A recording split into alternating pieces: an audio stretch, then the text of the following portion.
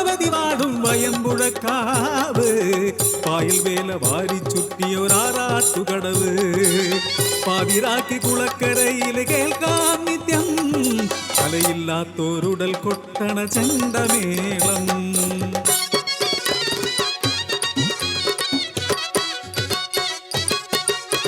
മുടിയേറ്റു കലയിലെ മുടിച്ചൂടാമന്നൻ വാരണാട്ടെ കുഞ്ചു കുറുപ്പ്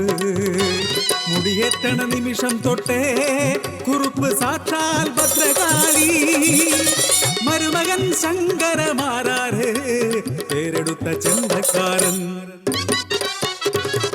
മുടിയേറ്റിലമ്മാവനോടൊപ്പം ദാരികൻ കെട്ടിയാടും മരുമകൻ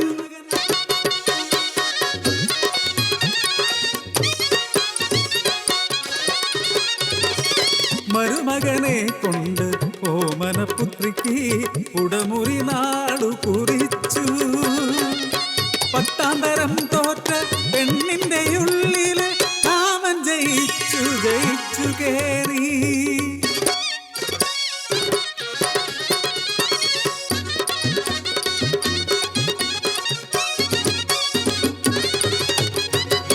നാടുവാഴും തമ്പുരാൻ സന്താനലബ്ധിക്കാൻ മുടിയേറ്റു നടത്താൻ നിശ്ചയിച്ചു ആ ചുമതല കുഞ്ചുകുറുപ്പിനെ ഏൽപ്പിച്ചു 41 നാൾ നീണ്ടു നിൽക്കുന്ന മുടിയേറ്റ് നാട്ടാർക്കൻ ഉത്സവമായി തീർന്നു പന്തലൊരുങ്ങി കൂട്ടൻ തട്ടൊരുങ്ങി കുറുപ്പുമാരാരും വ്രതം തുടങ്ങി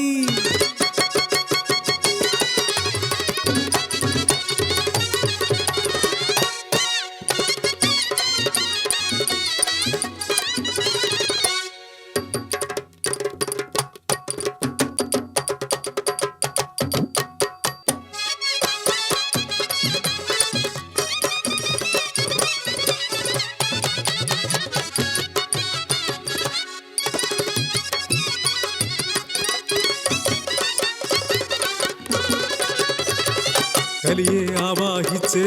ചെമ്പുകുടത്തിലാക്കി മച്ചറയ്ക്കുള്ളിൽ അടച്ചു പൂട്ടി കലിയാവേശിച്ച് ദാരികനെ കാളി കൊല്ലാതിരിക്കാൻ ഈ വിദ്യ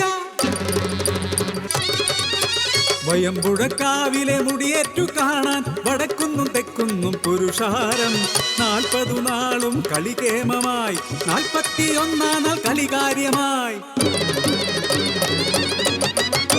കലിയുടെ ചതിയാൽ പുലരും മുമ്പേ വാരണാട്ടെ കോഴി കൂകി 3 വട്ടം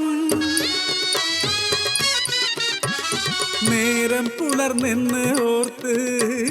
വാരണാട്ടമ്മ കുളി കഴിഞ്ഞ്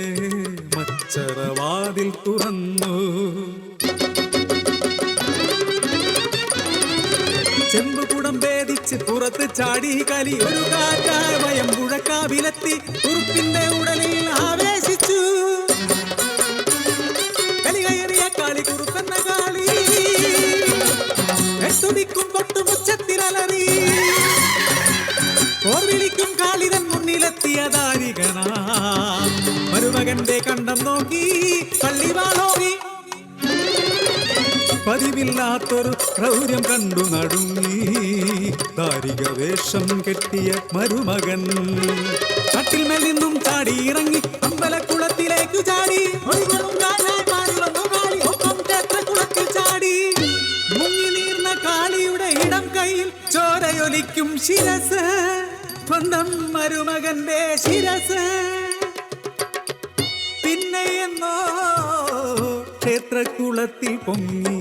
ജീർണിച്ചു തലയറ്റോരുടൽ മാത്രം